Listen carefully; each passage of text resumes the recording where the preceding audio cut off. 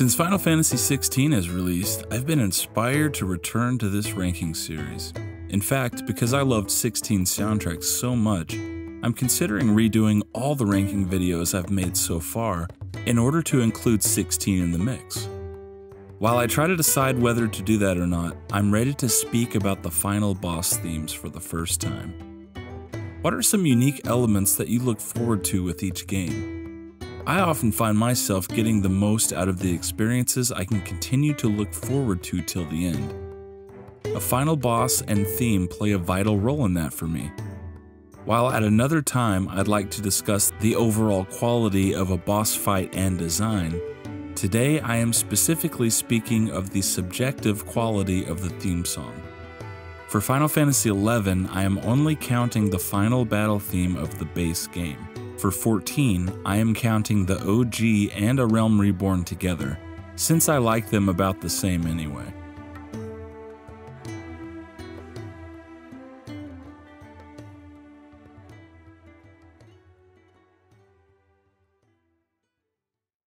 Number 16, Nascent Requiem, Final Fantasy XIII.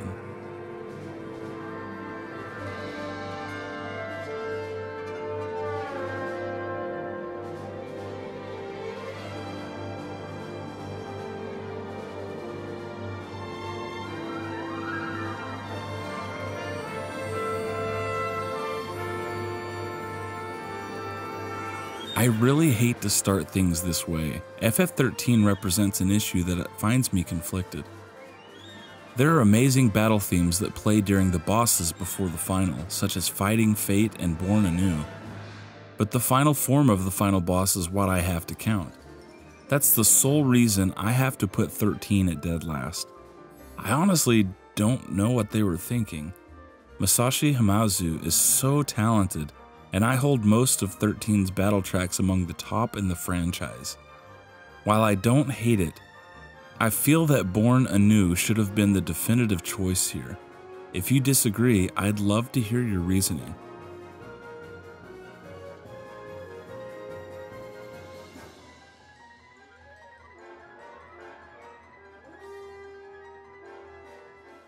Number 15, Hymn of the Penitent and All as One, Final Fantasy XVI.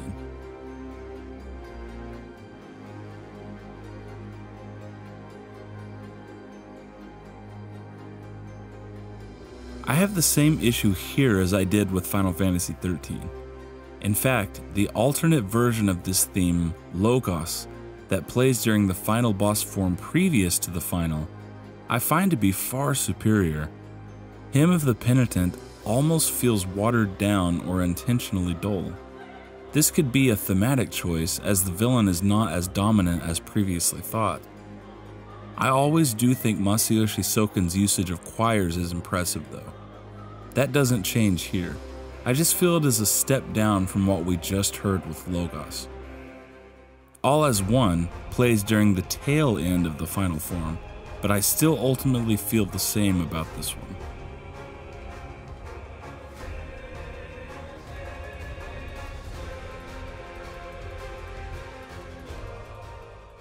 Number 14, Final Battle, Final Fantasy I.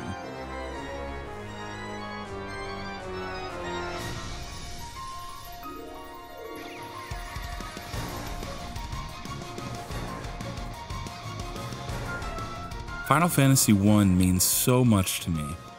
The original version I adored as a child did not have an exclusive final boss theme. Nobuo Uematsu created this track for the remastered versions that came later on, the WonderSwan and PS1 Origins collection. I've always found the organ and piano to be a great opener. Just like the blend of the elements and fiends that make up Chaos's power, there's a neat blend of all the battle themes you hear up to this point, effectively driving home that you are now facing the ultimate foe.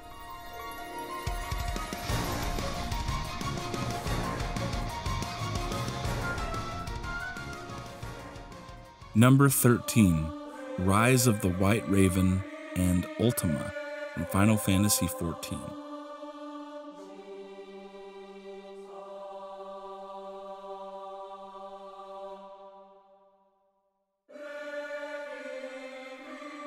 You may think I'm picking on modern Final Fantasy here.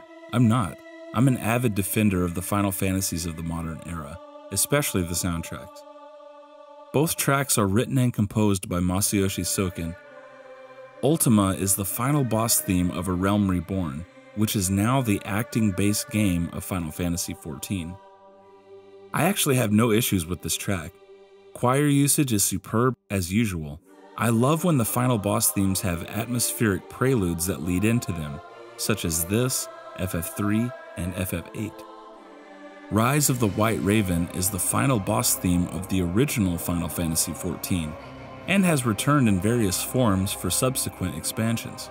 Most notably, the final boss returned in a creative reenactment in A Realm Reborn in the Coils of Bahamut raid questline.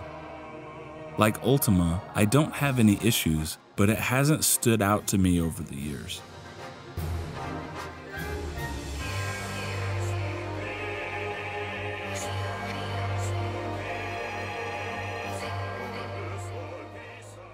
Number 12, Magna Insomnia from Final Fantasy XV.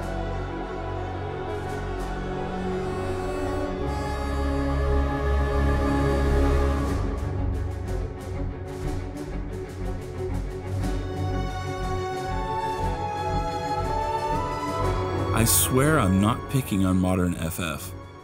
Final Fantasy XV is a very meaningful game to me. I stand by it wholeheartedly. Perhaps that's the flaw of rankings. Just because something is low doesn't necessarily mean it's of low quality. The competition is stiff, but Magna Insomnia is an excellent track. Whenever a single song can tell a story without a single uttered word, it's bound to be impactful. Yoko Shimomura did a solid job taking the previously heard tracks, Somnus and Arden, and arranged them in a way that gives deeper meaning to the game's narrative. Magna Insomnia is all about Arden to me. In the beginning, you feel the betrayal of the gods. You feel his anger and hurt, ending with the beautiful Latin vocals putting his tormented soul to rest.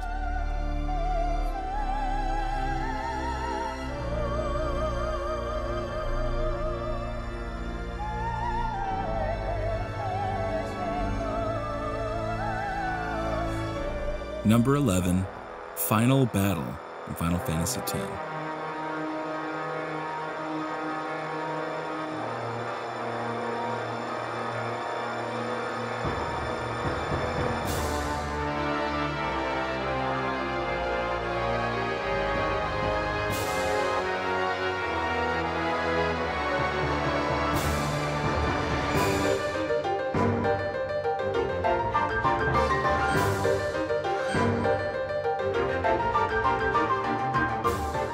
This is the Masashi Hamauzu I love. I don't want to spend much time talking about how much I utterly despise Final Fantasy X's final boss decisions, but I love the crap out of this song. Most would think a piano-heavy piece would be beautiful and soothing. Hamauzu shines in subverting this expectation. He can create so much urgency in his battle tracks, while also sounding marvelously delicate. Now that I think about it, that's exactly how I would describe Final Fantasy X as a whole.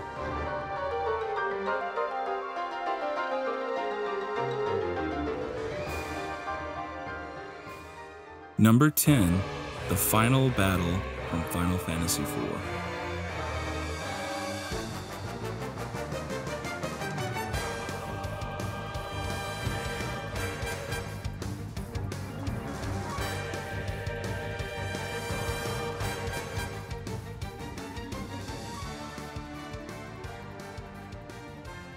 I've gone on record stating that Final Fantasy IV's soundtrack is perfect. I still sign my name to that testament. This is an important final boss theme for me, as it's the first that ever graced my ears as a child. To my surprise, it's a theme I don't hear people talk about much. It's probably not as catchy as most of Uematsu's final boss themes, but it still feels right. Great tempo, feels threatening, fits the beautifully chaotic visuals. It's a solid piece of work.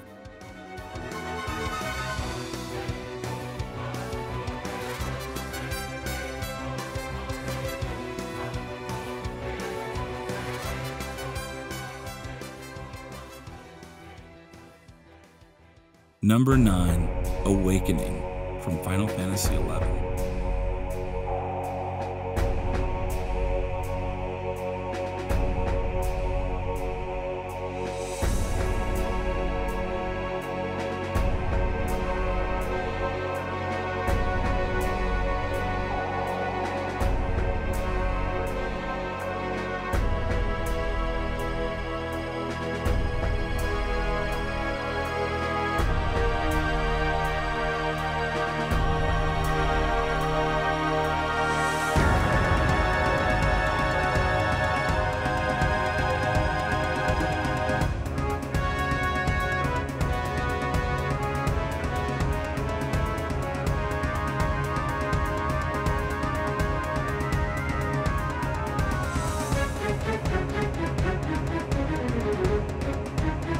Awakening, composed by Kumi Tanioka, was the theme of the Shadow Lord fight, the final boss of the base game of Final Fantasy XI.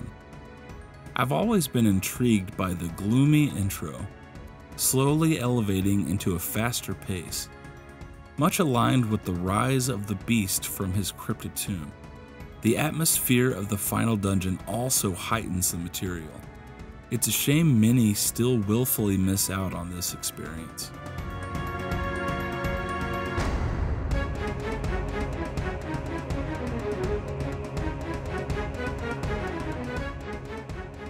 Number 8, This is the Last Battle from Final Fantasy III.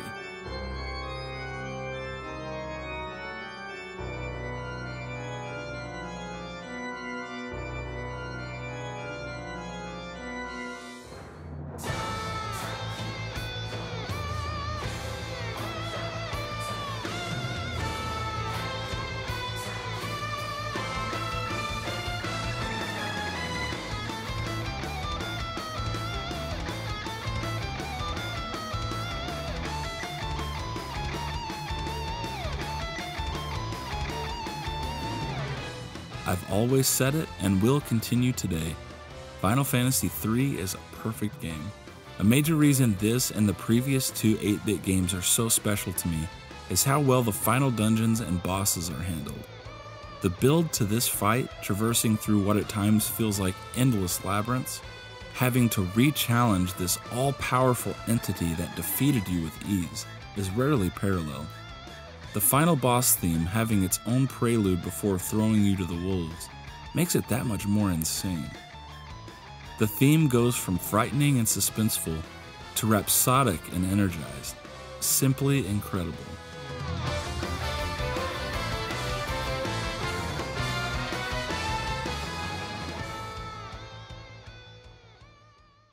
Number 7, The Final Battle from Final Fantasy IX.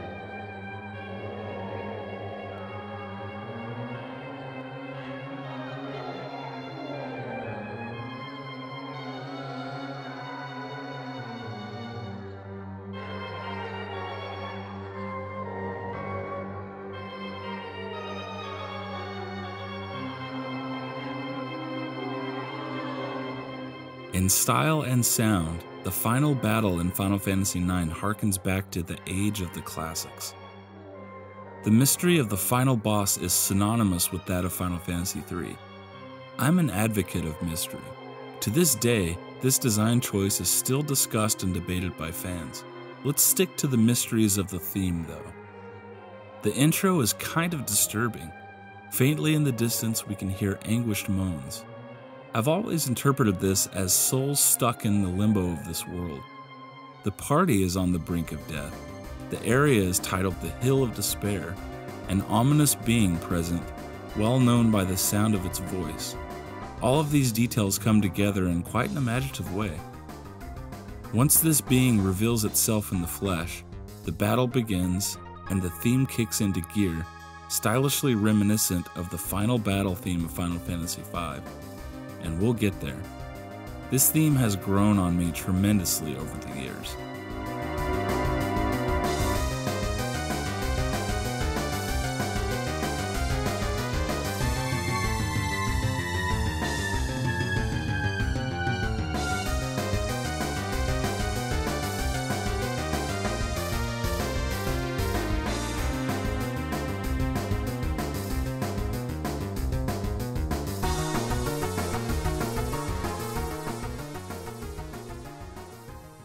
Number 6, Battle for Freedom from Final Fantasy XII.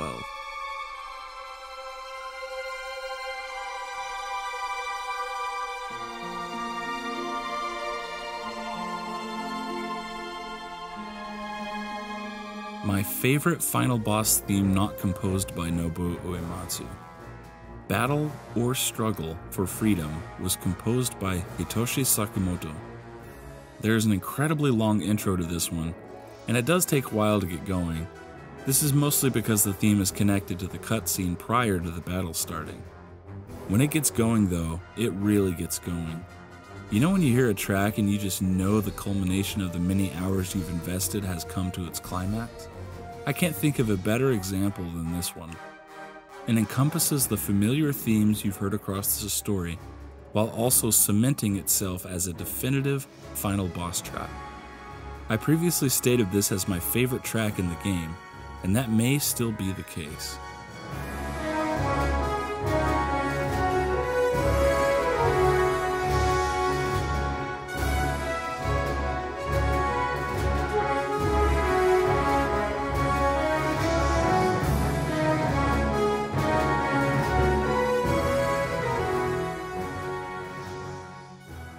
Number 5, The Final Battle from Final Fantasy V.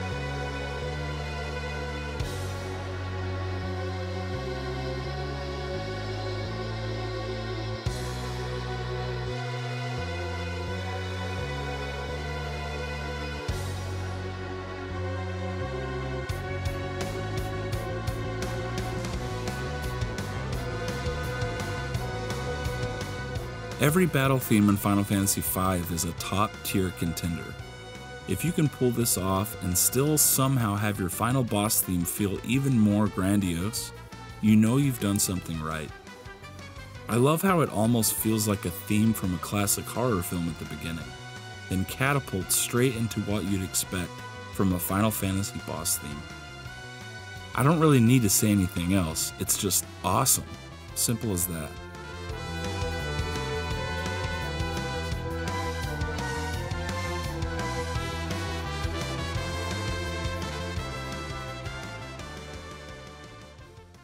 Number 4, One-Winged Angel from Final Fantasy VII.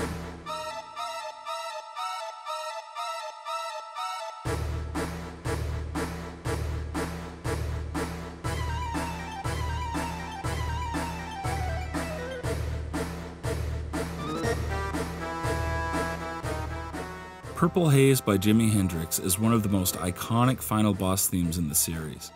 Yes, it is one that everyone knows. It will always be the encore of every Final Fantasy concert, it's just how it is. You'd think it would have grown old by now. Well, in the context of it being overplayed in anything with FF7 labeled on it, that is correct. If you're just talking about the track itself and being completely objective, it's exceptional to this day. I once saw an interview with Uematsu who said that the track starts during a black screen to try and hide the long load times of the PlayStation. This, ironically, may be one of the top reasons this track works so well. First time playing the game, you're not sure if you beat Sephiroth already or not, you're waiting in the darkness, then all of a sudden it starts. You know with a complete surety that Sephiroth is not done with you yet. Nothing delights me more.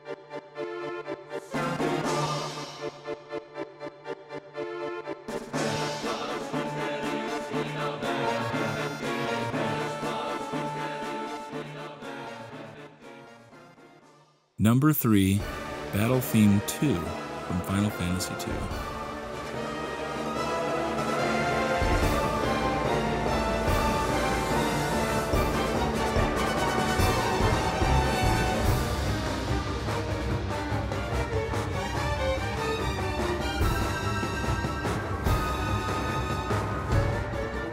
I wanted to have Final Fantasy II right above Final Fantasy VII just to piss off the normies.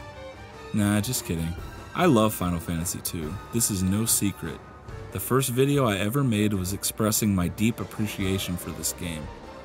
In the original version of FF2, this track also played during a few other boss battles, most notably the Elemental Dragons. In subsequent versions, this track was limited solely to the final boss battle. I think that was a good call. Look, everything about Final Fantasy II's final dungeon, bosses, build to the top floor of Hell's castle, and finally to the Emperor of Hell himself, is perfection to me. This theme is so intimidating as it should be. This isn't your grandmother's final boss theme. Welcome to Hell, this is my number 3.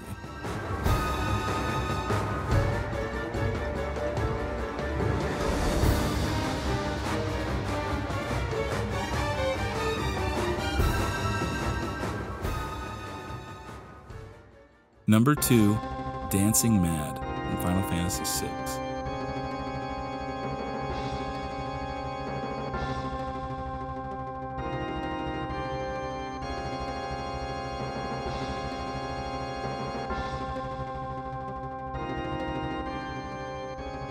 My brain knows this is number 1, but my heart knows it's number 2.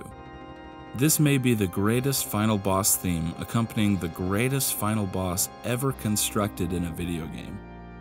I recently made a reflection for Final Fantasy VI, in which I profess of this game and section as a solemn statement of video games as an art form. It's that special.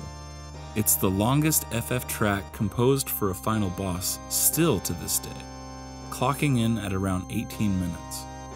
It's broken up into 4 sections, each respective to a tier of the Statue of the Gods and Kefka at the top. Since the battle does not end in between tiers, the track is counted as one complete piece. Nobuo Uematsu, who composed it, stated how it is one of his personal favorites. There is so much I can say about it.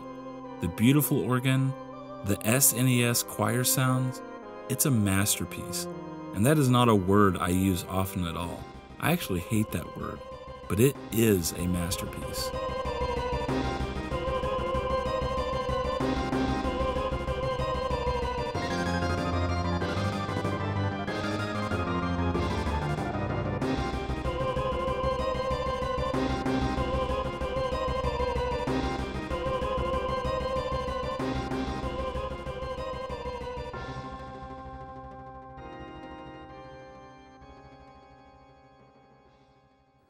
Number 1, The Extreme from Final Fantasy VIII.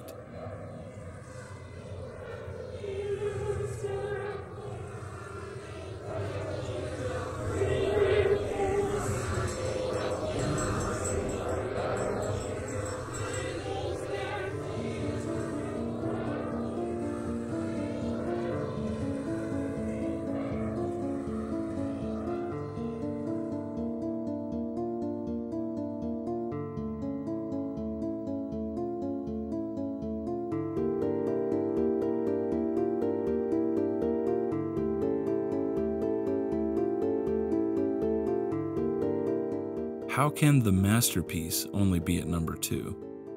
'Tis the fate of those that compete with Final Fantasy VIII's The Extreme. You have the eerie female choir chanting the theme of the game, a beautifully delicate prelude shrouding your senses in mystery, then the iconic bass line of FF 1 through 6's battle themes. Oh, it's so perfect. It's far beyond perfect. It's like the past several Final Fantasy final boss themes just kept trying to outdo each other with spectacle. The Extreme proves that sometimes taking a step back with subtlety can be just as, if not more, effective. It will take a lot to win the crown in this category. But just as The Extreme and Final Fantasy VIII subverted my expectations, I welcome the challenge. I enjoy the mystery.